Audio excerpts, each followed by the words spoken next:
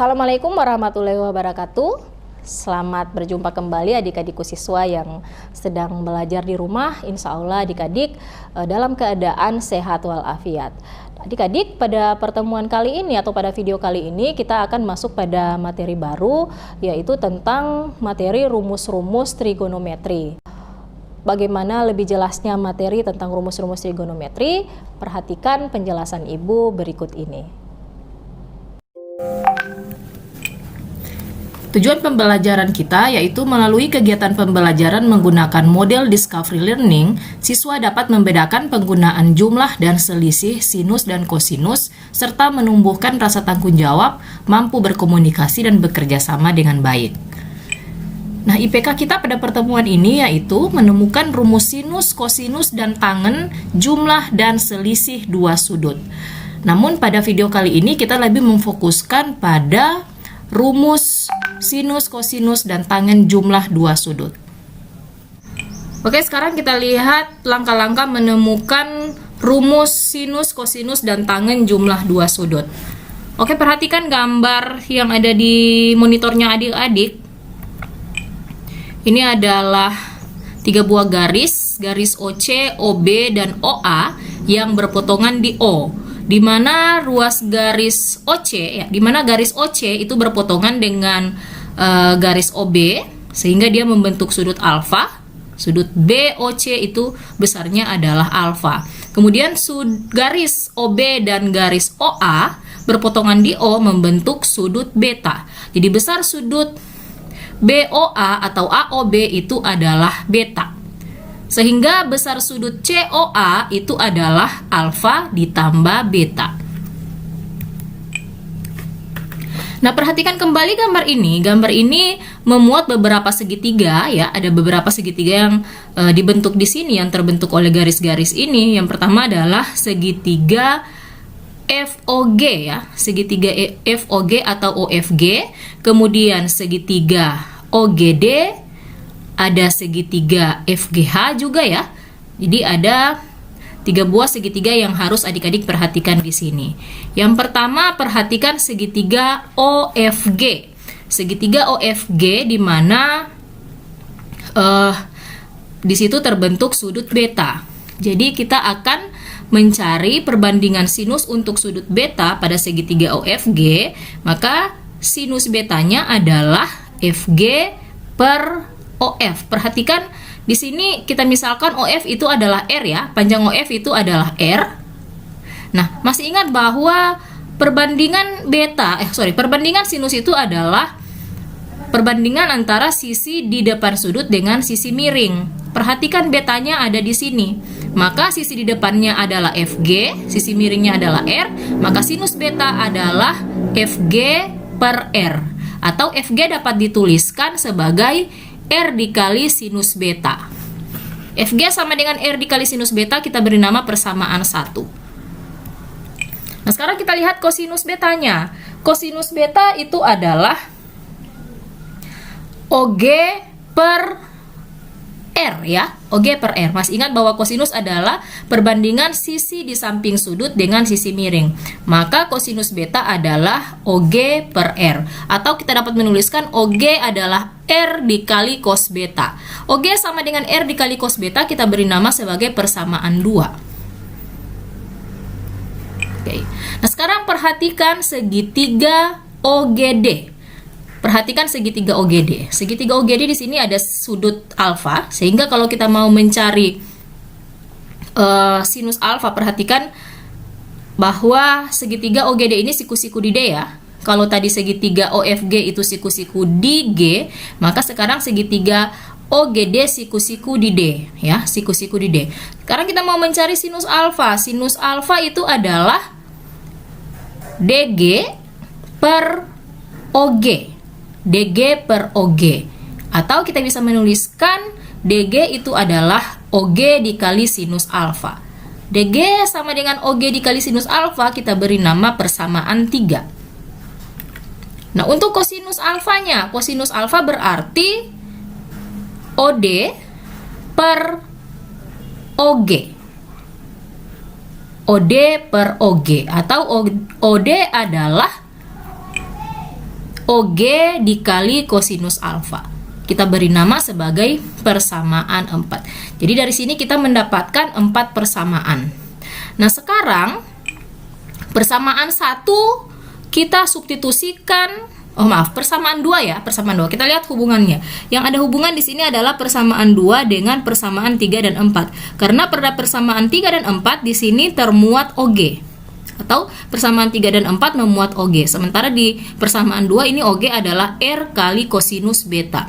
Jadi persamaan 2 kita substitusikan ke persamaan 3 dan 4. Persamaan 3 ini adalah DG sama dengan OG dikali sinus alfa, maka OG kita ganti dengan R cos beta.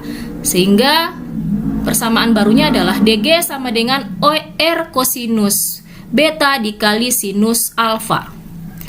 Nah, selanjutnya persamaan 2 kita substitusikan ke persamaan 4. Kita gantikan kembali OG, maka OD menjadi, perhatikan OD menjadi R cos beta dikali kosinus alfa. Oke.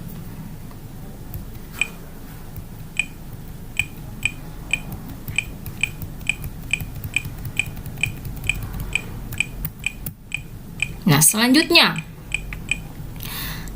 kita perhatikan kembali segitiga yang tadi ya. Gambar yang tadi kita masih dengan gambar yang tadi. Kita lihat sekarang yang menjadi perhatian kita adalah segitiga FGH. Perhatikan segitiga FGH.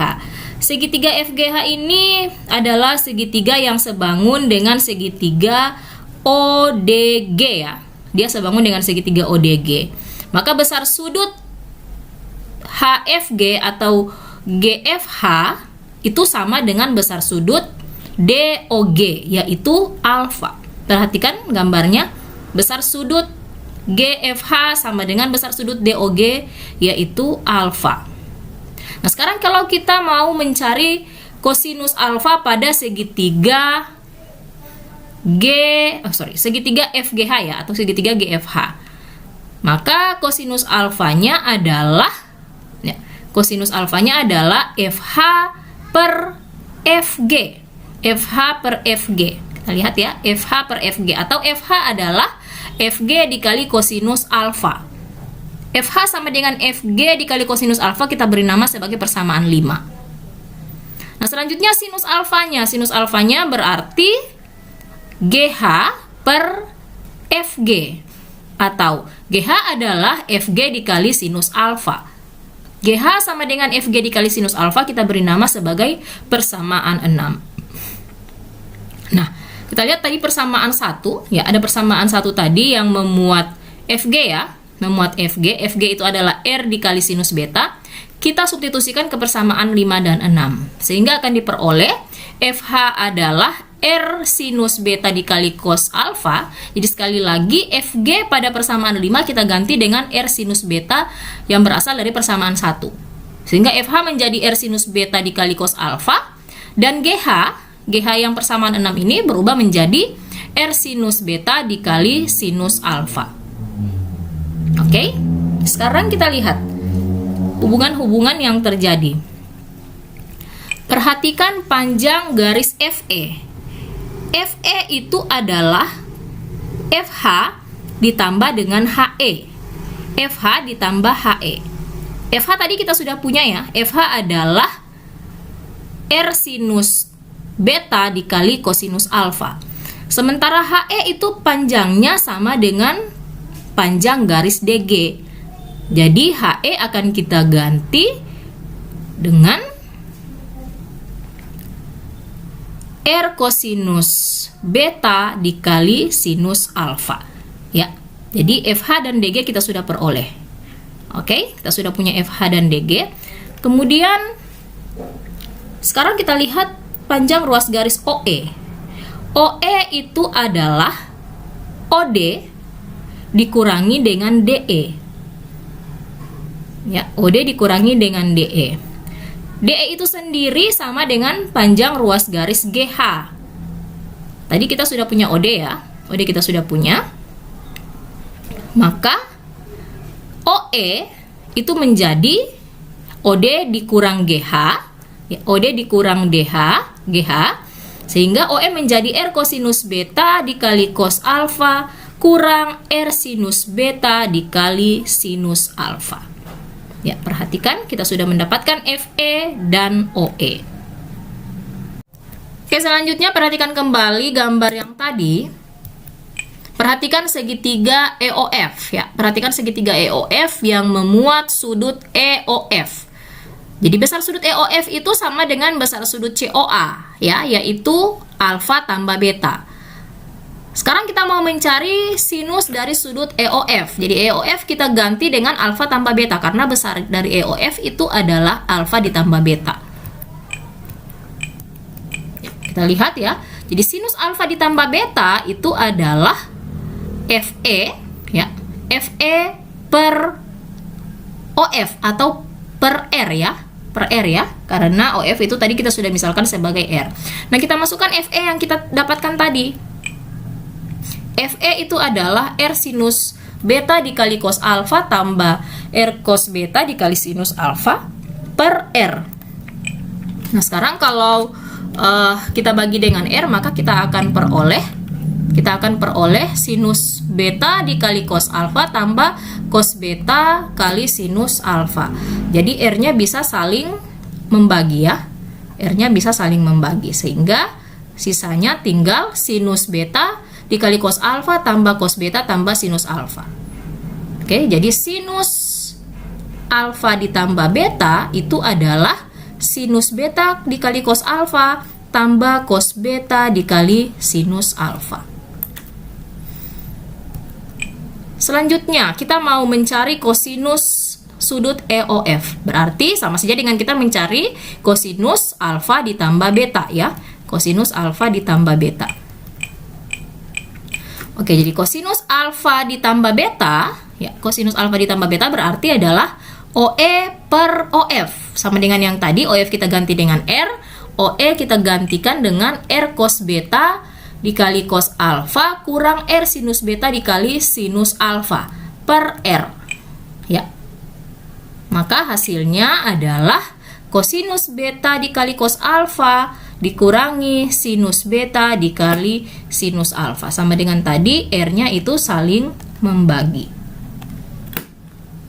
Nah, selanjutnya tangen sudut EOF ya, tangen EOF atau tangen alfa ditambah beta. Tangen alfa ditambah beta itu adalah FE per OE. Jadi FE kita ganti dengan R sinus beta dikali cos alfa ditambah R cos beta dikali sinus alfa. Dan OE kita ganti dengan R cos beta dikali cos alfa per kurang R sinus beta dikali sinus alfa. Oke, perhatikan ya. Ini kemudian kita kalikan, bentuk ini kita kalikan dengan 1 per cos beta dikali cos alfa per 1 dibagi ya, kita kalikan dengan 1 per cos beta dikali cos alfa dibagi 1 per cos beta dikali cos alfa untuk menyederhanakan bentuk ini. Jadi kita kalikan dengan bentuk ini. Maka kita lihat hasilnya adalah, jadi kalau bentuk yang ini ya, bentuk ini kita kalikan, bentuk yang pertama sinus beta dikali cos alfa, maka hasilnya menjadi Oke, hasilnya kita tuliskan ya. Saya tuliskan di sini hasilnya. Kita lihat hasil perkaliannya. Setelah kita kalikan dengan 1 per cos beta dikali cos alfa per 1 cos beta dikali cos alfa. Maka hasilnya menjadi sinus beta dikali cos alfa per, ini ya, kita kalikan dengan ini, per kosinus beta dikali cos alfa. Nah, selanjutnya bentuk yang kedua ini kita kalikan. Maka kosinus beta dikali sinus alfa per kosinus beta dikali kosinus alfa. Nah, sekarang penyebutnya ya. Kita kalikan 1 per 1. Jadi kosinus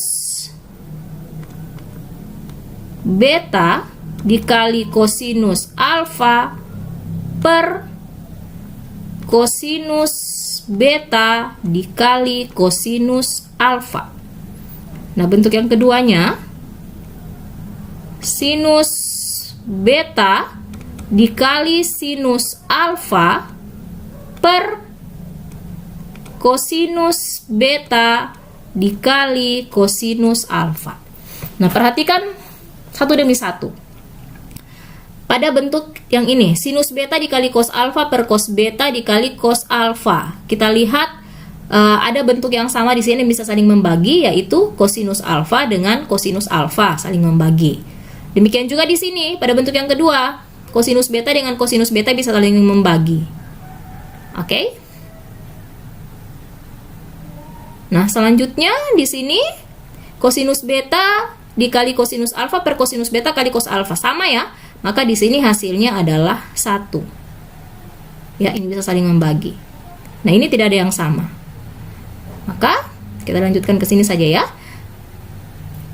Hasilnya menjadi, bentuk yang ini menjadi sinus beta per kosinus beta ditambah sinus alfa per kosinus alfa dibagi, ya, dibagi ini menjadi 1 kurang 1 dikurangi, ini kita pasangkan ya,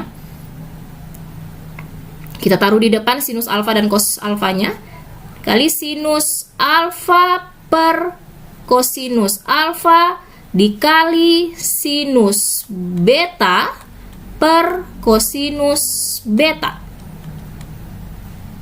Sehingga kita lihat sinus beta per cos beta itu adalah, jadi sin per cos itu adalah tangen ya, jadi ini tangen beta ditambah yang ini sinus alfa per cos alfa, itu kita bisa gantikan dengan tangen alfa per 1 dikurangi ini sinus alfa per cos alfa itu adalah tangen alfa, dan sinus beta per cos beta itu adalah tangen beta. Atau ini kita bisa taruh di depan ya, alfa kita taruh di depan.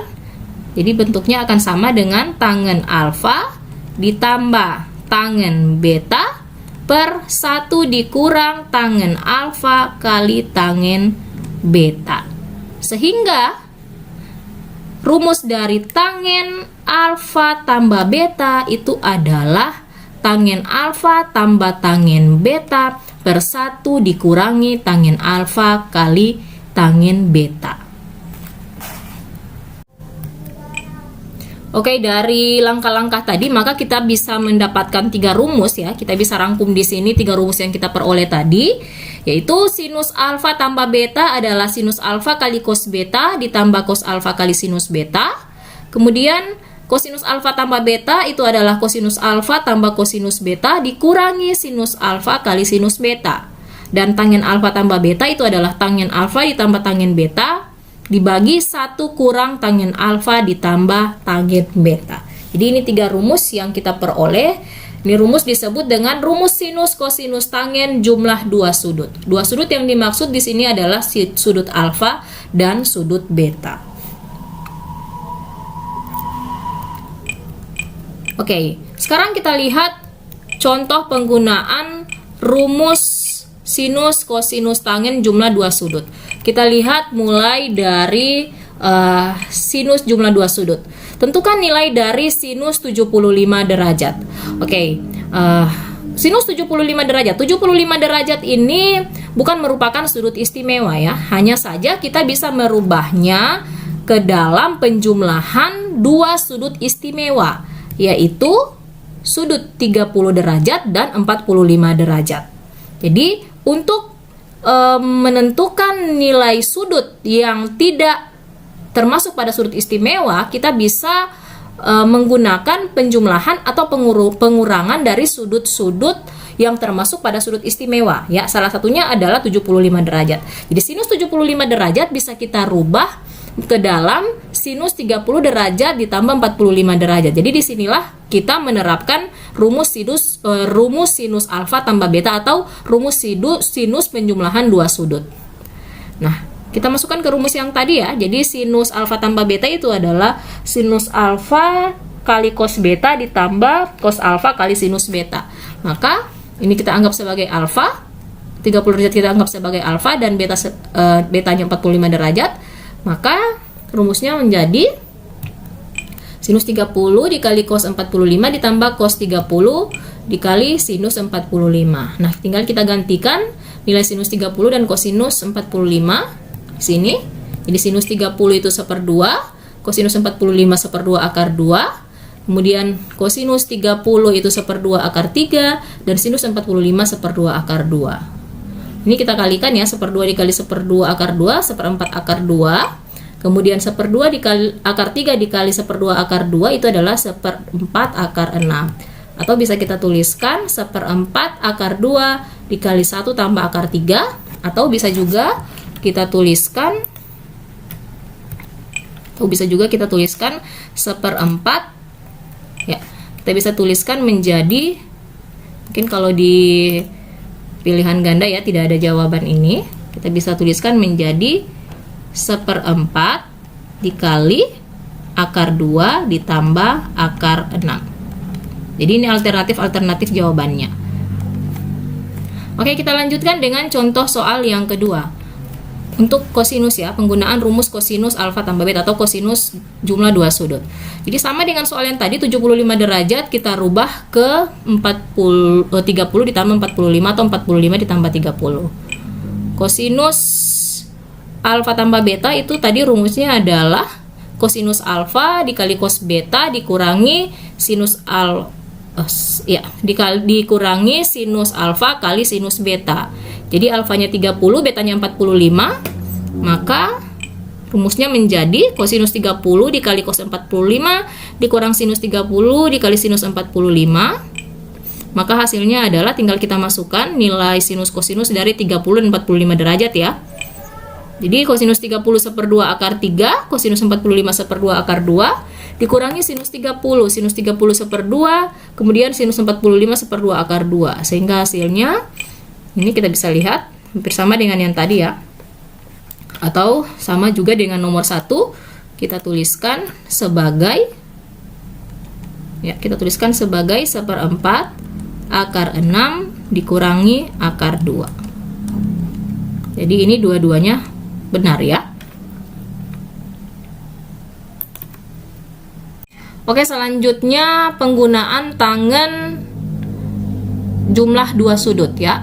Sekarang kita menentukan nilai tangen 75 derajat, masih sudut yang sama. Jadi tangen 75 derajat kita rubah menjadi tangen 30 derajat ditambah 45 derajat. Masih ingat rumus yang tadi ya, rumus tangen alfa tambah beta itu adalah tangen alfa ditambah tangen beta dikali tangen alfa ditambah tangen beta per 1 kurang tangen alfa dikali tangen beta. Tinggal kita masukkan di sini. Jadi alfa kita ganti dengan 30, betanya kita ganti dengan 45 seperti ini. Kemudian kita gantikan atau kita masukkan nilai tangen 30 dan 45 derajat. Tangen 30 1/3 akar 3, tangen 45 itu 1. Sehingga bentuknya menjadi 1/3 akar 3 ditambah 1 per 1 kurang 1/3 akar 3 kali 1. Ini bisa kita jadikan untuk menjumlahkan atau mengoperasikan ini.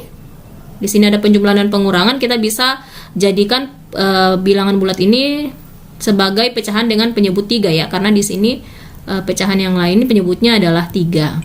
Sehingga bentuknya menjadi ini akar 3/3 ditambah 3/3 per 3/3 dikurangi akar 3/3.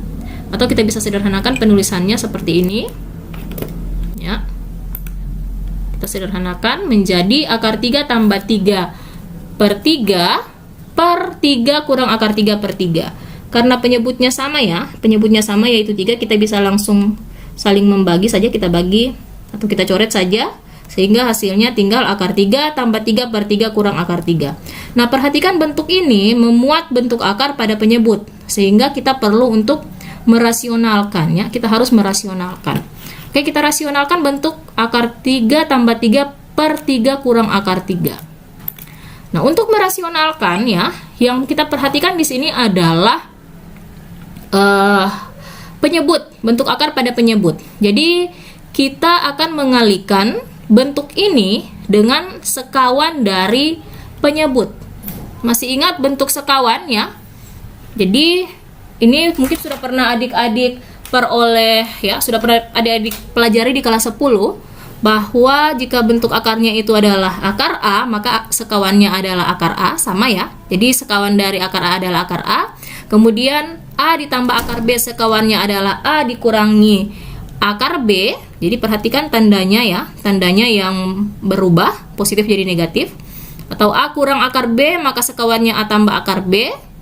Kemudian akar A ditambah akar B, sekawannya itu adalah akar A dikurang akar B. Atau akar A dikurang akar B, sekawannya adalah akar A tambah akar B. Jadi perhatikan untuk yang ada tanda di sini, maka positif jadi negatif atau negatif jadi positif untuk bentuk akar sekawannya. Maka perhatikan 3 kurang akar 3 sekawannya itu adalah 3 tambah akar 3. Maka bentuk ini kita akan kalikan dengan 3 tambah akar 3 per 3 tambah akar 3. Jadi ini tidak akan merubah hasilnya ya, tidak akan merubah nilai. Kita hanya akan merasionalkan, yaitu menghilangkan bentuk akar pada penyebut. Jadi tujuan merasionalkan adalah menghilangkan bentuk akar pada penyebut. Nah, kita kalikan. Perhatikan bentuk yang pada pembilang. Akar 3 tambah 3 dikali 3 tambah akar 3. Jadi bentuk ini sesungguhnya sama ya, hanya di sini ditukarkan, bisa kita serasikan saja penulisannya menjadi akar 3 kali 3. Sehingga ini sama saja dengan kita mengingat bentuk A tambah B dipangkatkan 2. Jadi kita anggap sebagai A itu akar 3, kemudian B-nya 3, maka akar 3 ditambah 3 pangkat 2 itu adalah akar 3 dikali akar 3 itu adalah 3. Kemudian ini kita lihat, saya ingatkan kembali yang A tambah B pangkat 2 itu adalah A pangkat 2 ditambah 2AB ditambah B pangkat 2. Atau kalau kita bawa ke sini, jadi akar 3 ditambah 3 pangkat 2, itu akar 3 pangkat 2 itu adalah 3. Kemudian 2AB-nya berarti 2 dikali akar 3 dikali 3, atau 6 akar 3 ya. 2 kali 3 itu 6, dikali akar 3, 6 akar 3.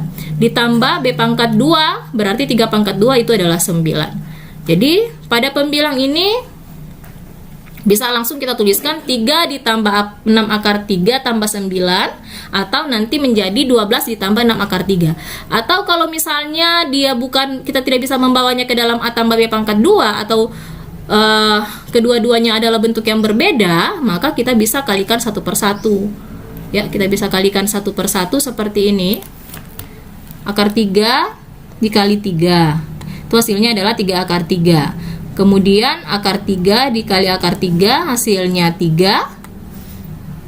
3 dikali 3 hasilnya 9. Dan 3 dikali akar 3 hasilnya 3 akar 3. Ya, jadi akan sama dengan yang sana. Jadi 3 akar 3 ditambah 3 akar 3 hasilnya itu adalah 6 akar 3. 3 tambah 9 itu hasilnya 12. Sama dengan yang sana ya. Jadi 12 ditambah 6 akar 3. Nah, untuk penyebut kita lihat ya. Untuk penyebut ini dia saling sekawan ya. Untuk penyebut ini 3 kurang akar 3 dengan 3 tambah akar 3 itu saling sekawan. Jadi kalau kita mengalihkan bentuk yang saling sekawan, kita tidak perlu menjabarkan satu persatu lagi 3 kali 3, 3 kali akar 3, tidak perlu ya. Langsung kita lihat bentuk ini. Jadi A dikali A itu adalah A pangkat 2. Kemudian akar B dikali min akar B itu hasilnya adalah B, atau min B, sorry. Jadi ini hasilnya bisa langsung kita tuliskan 3 dikali 3 9, min akar 3 dikali akar 3 hasilnya min 3. Sehingga bentuknya nanti akan menjadi, hasilnya menjadi 6 akar 3 tambah 12 per 6. 9 kurang 3 6 ya. Ini kemudian bisa saling membagi ya. Ini bisa saling membagi. Ini 6 dengan 6 hasilnya 1 ya, sehingga di sini tinggal akar 3. Kemudian 12 dengan 6 hasilnya 2. Sehingga akar 3 hasilnya adalah akar 3 ditambah 2. Jadi nilai dari tangin 75 adalah akar 3 tambah 2. Tidak ada lagi bentuk pecahan yang memuat bentuk akar pada penyebut. Nah, saya sekedar merefresh kembali ya. untuk agar ketika adik-adik ketemu dengan soal seperti ini yang perlu untuk merasionalkan bentuk akar, jadi untuk memudahkan adik-adik mengalihkan bentuk akar yang saling sekawan. Jadi masih ingat bahwa A pangkat 2 dikurangi B pangkat 2, ini kalau kita faktorkan menjadi A tambah B dikali A kurang B. Atau kalau kita balik, A tambah B dikali A kurang B itu hasilnya adalah A pangkat 2 dikurangi B pangkat 2. Maka kalau kita ketemu dengan akar A tambah B dikali akar A kurang B, maka hasilnya itu langsung kalikan. Akar A dikali akar A hasilnya adalah A, B dikali min B hasilnya min B pangkat 2. Ya, jadi langsung kita tidak perlu mengalihkan satu persatu. Yang berikut, akar A ditambah akar B dikali akar A kurang akar B, maka akar A dikali akar A itu hasilnya A, akar B dikali min akar B itu hasilnya min B. Oke, jadi seperti itu. Jadi kalau adik-adik bertemu atau kita mendapatkan kembali soal seperti ini yang memuat bentuk akar, maka adik-adik silahkan gunakan perkalian akar sekawan menggunakan cara ini.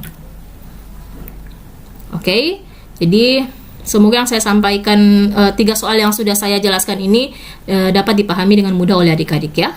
Nah, sebagai latihan adik-adik di rumah, silahkan kerjakan 6 soal ini. 6 soal ini juga sudah saya kirimkan pada Google Classroom ya. Silahkan adik-adik kerjakan untuk mempermantap adik-adik pada materi rumus sinus kosinus tangen jumlah 2 sudut ini. Ya, ini dulu yang dapat saya sampaikan. Semoga bermanfaat. Terima kasih. Assalamualaikum warahmatullahi wabarakatuh.